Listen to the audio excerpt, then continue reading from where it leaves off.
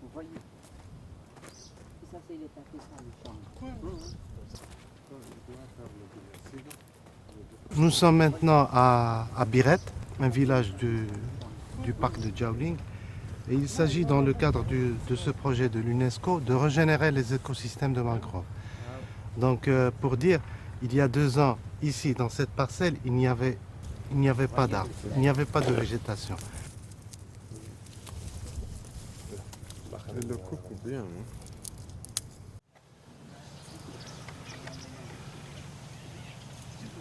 Nous étions vraiment surpris que nous avons réussi à 100% de développer la mangrove avec ces techniques et ce savoir que nous avons acquis à travers l'assistance technique de l'UNESCO. C'est pour la première fois que cela se fait à l'échelle nationale de la Mauritanie.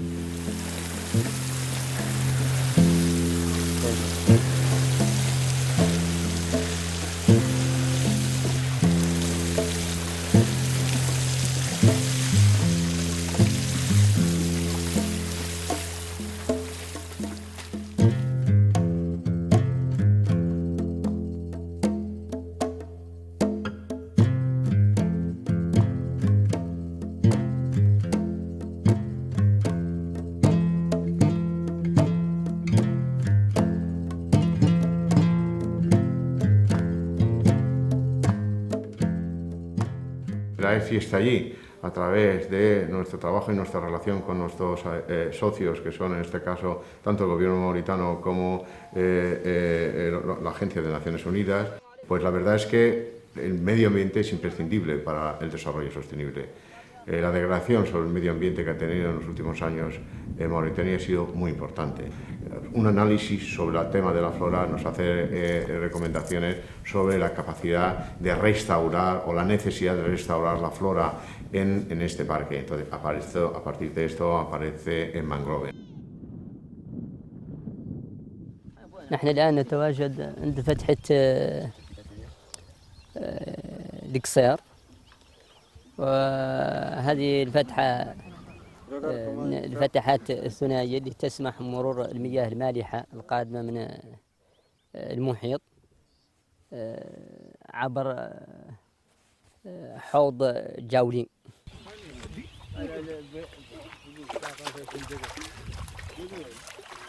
تعتبر هاي المنطقة كانت من أغنى المناطق بالتنوع البيولوجي، وبعد سنوات الجفاف انقرض الكثير من الحيوانات اللي كانت موجودة في هذه المنطقة،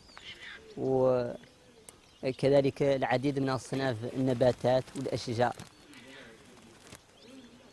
Au début, il n'y a pas tellement d'expérience de régénération des systèmes de mangrove en Mauritanie. Il n'y en a pas. Même dans la littérature, on n'en trouve pas. Donc on a entrepris une action innovante qui a été réussie et qui a donné des bénéfices au niveau environnemental et au niveau de la population et donc du développement.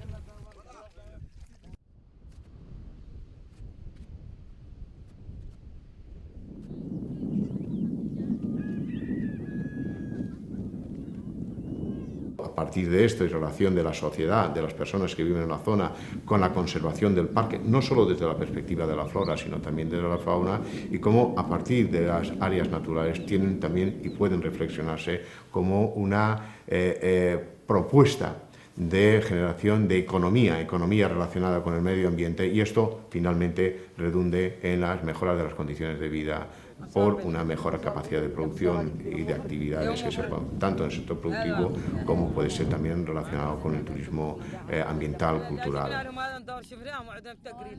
Donc la première action, à mon avis, était de revaloriser des aires qui ont été dépourvues de végétaux. Donc on est en train de produire, de planter des arbres là où peu d'espèces peuvent survivre parce que le milieu est essentiellement salé en certaines périodes de l'année. On est en train aussi de produire de la biomasse végétale comme fourrage pour les animaux. Donc on leur a montré des choses simples, on devait passer par les pépinières de mangrove et puis planter ces aires-là. Et maintenant on voit le résultat. Les arbres sont assez grands, Et on voit que ça fait du bien aux cheptels. La nourriture, ils se nourrissent à partir des mangroves. Et ça fera du bien aussi aux pêcheurs parce qu'ils auront plus de pêche dans le futur. Creo que del conjunto de los proyectos, de los programas que fueron aprobados aquí en Mauritania con el tema del objetivo del milenio, el fondo para los objetivos del milenio de que contribuyó España, yo podría decir que este es uno de los que más resultados ha sacado. Pour que le projet marche, fonctionne bien, il faut que les populations s'approprient du projet, ils comprennent. Il est fait pourquoi, il est destiné pourquoi, quelle est son utilité. Donc il y a une partie où il y avait la sensibilisation de tous les villages. Il y avait 4 villages. Le village de Biret, le village d'Al Qahra, Dar Rahma, Dar Al-Bark. Nous avons touché les communautés, les associations villageoises, les leaders des quartiers, c'est-à-dire les imams de mosquées, les élus. Il y a les associations de jeunesse, les associations de femmes. Donc tous ces avantages-là, c'est à la population dans le futur de le gérer.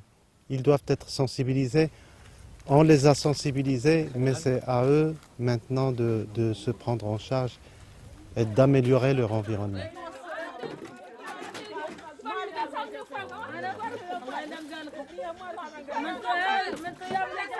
Chaque jour, il arrose le matin, il arrose le soir. Ils font des équipages. Il y a 3 groupes. Chaque jour, il y a un groupe qui arrose le matin et le soir. Demain, deuxième groupe, elle arrose le matin et le soir. Après demain, troisième groupe, elle monte, elle arrose le matin et le soir. Ainsi de suite. C'est partout d'Europe.